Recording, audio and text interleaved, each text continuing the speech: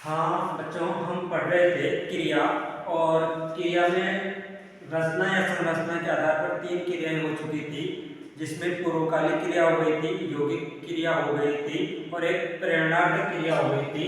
चौथी क्रिया है नाम धातु क्रिया। नाम किसको बोलते हैं? अर्थात संज्ञा। अर्थात संज्ञा, सर्वनाम व विशेषण शब्द जब धातु की तरह प्रयोग में आए तब कौन सी क्रिया होती है? नाम धातु। अर्थात कहने का तात्पर्य यह है कि संज्ञा, सर्वनाम व विशेषण शब्द जब धातु की तरह प्रयुक्त होते हैं तो उन्हें हम क्या कहते हैं? नाम धातु कहते हैं। यानी संज्ञा, सर्वनाम व विशेषण शब्द जब धातु की तरह प्रयोग में होंगे तो हम उसे क्या कहते हैं? नाम धातु। और इन नाम धातु शब्दों में जब प्रत्यय लगाकर क्रिया का निर्माण किया जाता है तो वे शब्द क्या कहलाते हैं? नाम धातु क्रिया कहलाते हैं।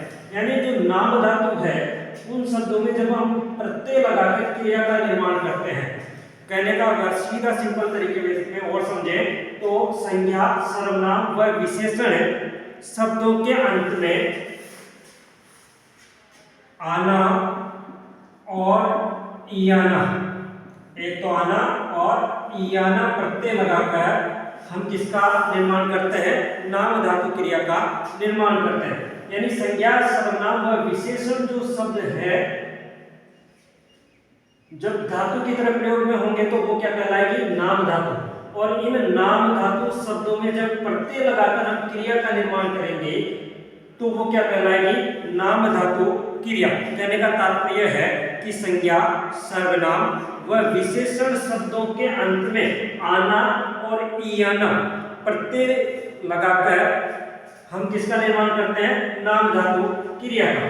यानी संज्ञा, सर्वनाम व विशेषण शब्दों के अंत में आना और इयाना प्रत्यय लगाकर हम नाम धातु क्रिया का निर्माण करते हैं। यानी संज्ञा, सर्वनाम व विशेषण जो शब्द है इसके अंत में यदि आना और इयाना प्रत्यय लगा दें तो किसका निर्माण हो जाएगा?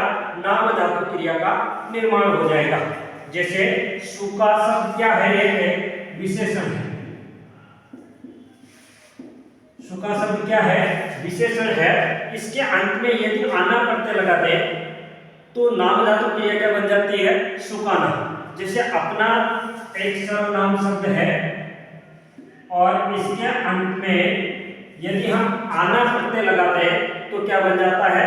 अपनाना। ये क्या हो जाएगी? नाम धातु क्रिया। यानी संज्ञा, सर्वनाम और विशेषण शब्दों के अंत में आना और इयाना प्रत्यय लगाकर हम किसका निर्माण करते हैं? नाम धातु क्रिया का निर्माण करते हैं। जैसे गर्म शब्द है, ये आपका क्या है? नाम धातु। इसमें गर्म प्लस है, इसमें आना प्रत्यय जोड़ दें तो शब्द क्या बन जाता है हमारा? गरमाना। जैसे हाथ शब्द है, हाथ में यदि इयाना प्रत्यय जोड़ दें तो हमारी कौन सी नाम धातु बन गई? हथियाना।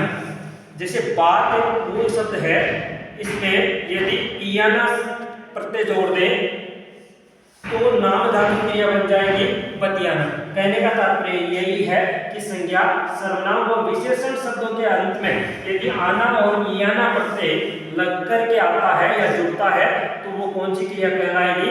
नाम धातु क्रिया कहलाती है। तो अब तक हमने क्रिया के बारे में पढ़ा। सकर्मक क्रिया हो गई, अकर्मक क्रिया हो गई। सकर्मक, अकर्मक क्रिया में हमें क्रिया से पूर्व जो मूल क्रिया है उससे पूर्व क्या लगाकर प्रश्न करने पर यदि उसमें से प्रश्न उत्तर की प्राप्ति होती है उसी वाक्य में से तो वो सकर्मक क्रिया थी, क्योंकि जो उत्तर प्राप्त होगा वो कर्म होगा और उत्तर की प्राप्ति नहीं होगी तो वो अकर्मक क्रिया होगी।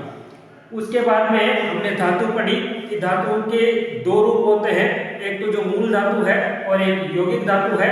उसके बाद में हमने संरचना या प्रयोग के आधार पर क्रियाएं पढ़ी, जिसमें पूर्वकालिक क्रिया हमने पढ़ी, प्रेरणार्थक क्रिया हमने पढ़ी, यौगिक क्रिया हमने पढ़ी और एक पढ़ी नाम धातु क्रिया। धन्यवाद।